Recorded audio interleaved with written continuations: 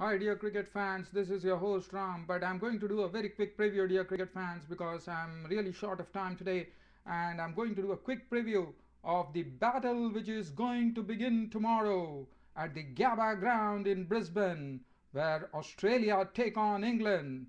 And what an Ashes test series it is to be. Well, one can really feel from the performance that has been happening that England are on the ascendant. One is even expecting, even though Australia are on their home ground, I feel I would rather give England an edge. Even though Australia are into their home territory, I think England with their performance, the players are in form, and this team looks like a nucleus of a world team. Well, England, Andrew Strauss, the captain. Andrew Strauss is he's one of those, Andrew Strauss and Alistair Cook opening the innings. Well, one of those pillars of English cricket now, Andrew Strauss. Alistair Cook, much improved batsman, can stay there, can play the strokes, has already proved himself. So Andrew Strauss and Alistair Cook would be looking out for some good opening start. Already the war has begun. It is told that Andrew Strauss is going to be targeted by Mitchell Johnson with a short deliveries, and on the other end of it, it is Ricky Ponting, the Australian captain, going to be targeted by the English bowlers with bouncers. And you know, Ricky Ponting has been absolutely susceptible to the hook and pull shot. So it's going to be very interesting to see how this batting pans out, how the battle pans out. Andrew Strauss. Andrew Strauss, he has been having some good knocks under his belt for sure. Alistair Cook has got a lot of centuries now in Test cricket. Jonathan Trott, one of the another major successes for England, who stands like a rock. He comes one drop and really holds the England innings, and that is something that he's going to really show us in Australia. Kevin Peterson. Well, what to talk about Kevin Peterson, a world-class batsman. He gets going, it's for everyone. It's entertainment aplenty. What is he going to do? How is he going to shape up? Is he going to succumb against the left arm spinner Xavier Doherty? Left arm spinners have been the bane of Kevin Peterson. Is it going to happen once again, or is Kevin Peterson going to win this battle? Paul Collingwood, one of those bits and pieces player, holds the innings, bowls well, fields well, always contributes. Ian Bell, one of the classic players, one of the absolute Test match players, and you know Andrew Strauss and Ian Bell are the ones who are like the rocks of England batting. Matt Pryor, the wicketkeeper, made his place back into the English team, has got some good performances now, has already proved himself, and also his wicket keeping skills one knows about. As far as the pace bowling department is concerned, that's the one which is the key for England. And Stuart Broad in absolute form. Well, one more thing good going for England. England have got some wins under their belt. They played two tour matches. They got one win under the belt. They were looking very good. Stuart Broad had a good game. He did well with the bat as well as the ball. James Anderson, he would be longing to get that new cherry in his hands tomorrow to hurl it at the Australian batsman. And see how it happens, whether it swings, because definitely there's going to be swing. The news that we have from the centre, from the Gabba in Brisbane in Australia, is that there's going to be a lot of swing and see movement because it has been cloudy, and that is what James Anderson revels in. That's what the conditions he has on his home ground. So he will be there ready to go.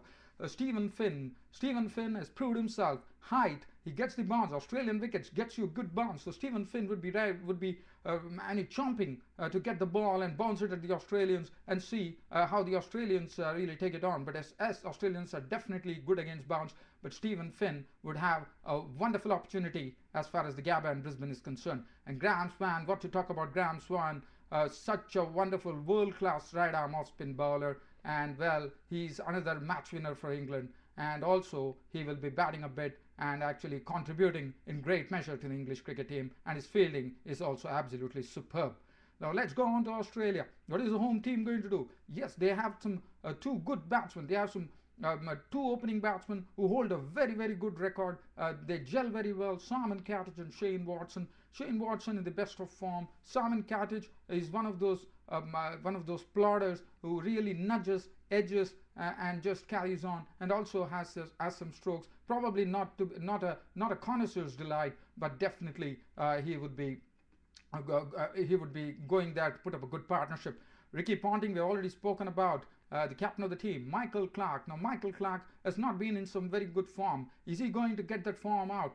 He is a good player, no doubt about that. But is the class going to come out? Michael Clarke definitely needs a big one now. It's very high time that Michael Clarke goes on to a big score. Michael Hussey, a lot of things have been told about him. His form is not good. He's not shaping well. Has not got a lot of wins under his belt. But Michael Hussey, he has a point to prove. Marcus North, one of those successes for Australia, but again, his consistency is lacking. He has a lot of centuries under his belt, probably 5 if I'm not wrong. But well, he still needs to do better. He needs to show consistency on test level. Is he going to show that?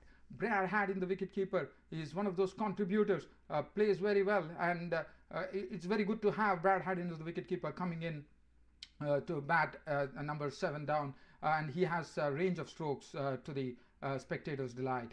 Mitchell Johnson. Now this is the bowling area. Xavier Doherty would be probably making his debut tomorrow. He has already proved himself against Sri Lanka there. He bowled very well, and he's a good test match bowler. He has done it in the domestic scene. That's the precise reason he is there in the Ashes Test Series. Wish him good luck, and I think he's another good bowler who is an upcoming bowler for Australia in the future.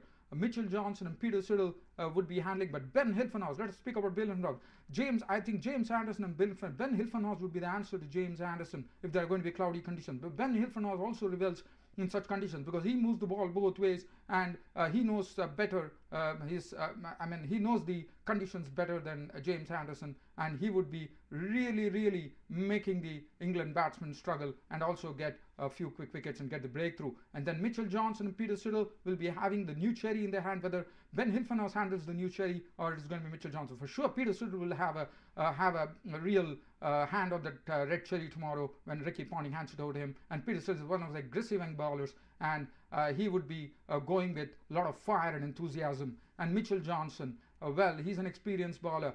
He's the one who has to really take on the Englishmen and give them wickets and take it on from there. And well, all in all, it looks like a good game. There has been some heavy rain, so there's some moisture in the pitch, and the ball would be moving. It would be very interesting to see how the English bowlers and the Australian bowlers shape up. My gut feeling in this particular test match is concerned as with Gabba and Brisbane, where the Ashes series kicks off tomorrow, is that the bowlers might hold sway.